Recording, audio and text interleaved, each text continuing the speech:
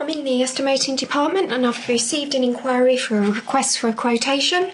So if we open up the inquiry, because the account's on stop, I get a warning message at this stage. I can click on continue here to proceed. Here we have all the inquiry details, the title of the job, who it's for and contact details. What I can then do is go to the Estimates tab, click on New from Master.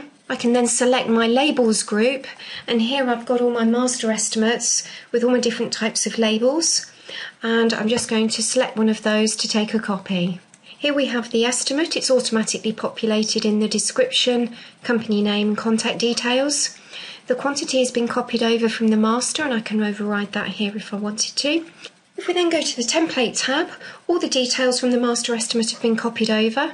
I can overtype any of these details if required. If we then click on the Components tab and open up the first component, which is our production, we first of all need to enter our cutter and material details. So in this instance, I'm going to use an existing cutter and select the cutter required from the file. The system automatically enters in the sizes. We then need to enter in our material. At this stage, the system calculates the number out, the spoilage automatically pulls through, and the quantity is calculated in linear meters together with the total price. If we then go to the Template tab, it's here where we select our printing machine, enter the number of colours and the coverage, and down the bottom here, all we need to do is enter the core width. The system then calculates the number of labels per core. If we click on Save and Close, we can then go into the delivery details, where we can enter in the delivery components required. If we save and close that, go to our summary page. Here we have a summary of all the costs on the job. The profit percentage automatically pulls through from the company file. And once we're happy with this price, we can then go ahead, click on the quoted option.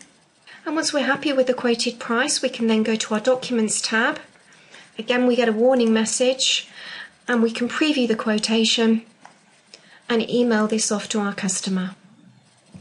The system automatically pulls through the email address, enters in the subject, and attaches the quotation letter as a PDF. Once we've sent the letter, if we close that down and close down the estimate, we then can go back into our event, and because we've done everything here, we can set the status as closed.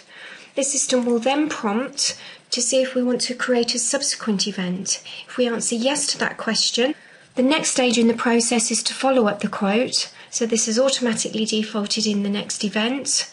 Again, all the company details are entered.